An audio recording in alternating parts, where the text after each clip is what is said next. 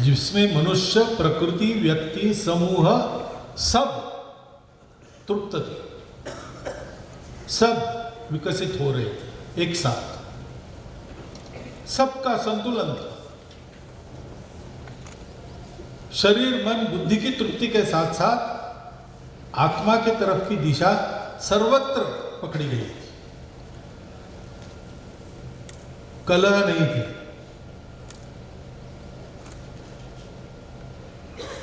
मनुष्य संपन्न कितना था पता नहीं, लेकिन सुखी पूर्ण रूप से था।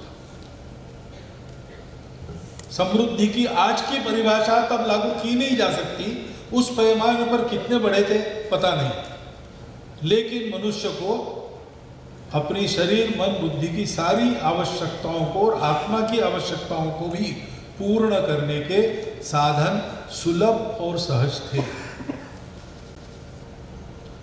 और इसलिए आधुनिक विज्ञान, आधुनिक तकनीकी इसमें जो सही है वो रखकर गलत को छोड़कर सही दिशा में उनको भी विकसित होना पड़ेगा। मूल में धारणा में जो अधूरापन है वो हटाना पड़ेगा। वह समग्र एकात्म संपूर्ण धारणा जिनके पास है वो हम भारतवर्ष के हिंदू समाज के लोग हैं। हम ये समझते हैं कि अस्तित्व दिखता अलग और विविध है।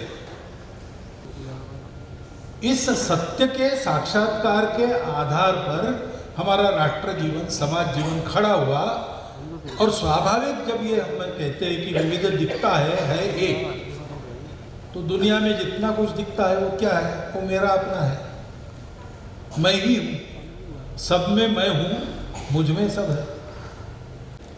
ऐसे लोगों को वो कहते हैं कि इनको साधन संपादन देना चाहिए, तो उसको वो कहते हैं बिलियन लाइव्स क्लब, यानी 100 करोड़ जीवनों को प्रभावित करने वाला काम है। ऐसे जो काम है उनका समूह बिलियन। तो सर्वे होने के बाद उन्होंने कहा कि विद्या भारती को बिलियन लाइव्स क्लब में प्रमुख स्थान मिलना चाहिए। ये अपनी हमको ये तय करना पड़ेगा कि भारतवर्ष का परम वैभव बाकी राष्ट्रों के लिए सहायक हो, बाधक न हो।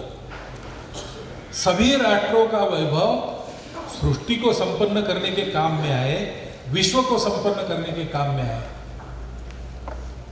भारतवर्ष की परम वैभव संपन्नता के लिए हम लोगों के समूह का बल वैभव योग करता हो। केवल अपना अहंकार बढ़ाए, अपना बल बढ़ा के प्रभाव बढ़ाए, इसके लिए हम काम नहीं करेंगे। युगानुकूल परिवर्तन का अर्थ ये है। बाकी मैं तफसील में जाता नहीं हूं, क्योंकि आपको पता है, तफसील पढ़ना है आपको दिशा का, एकात्म मानव दर्शन का अध्ययन कीजिए।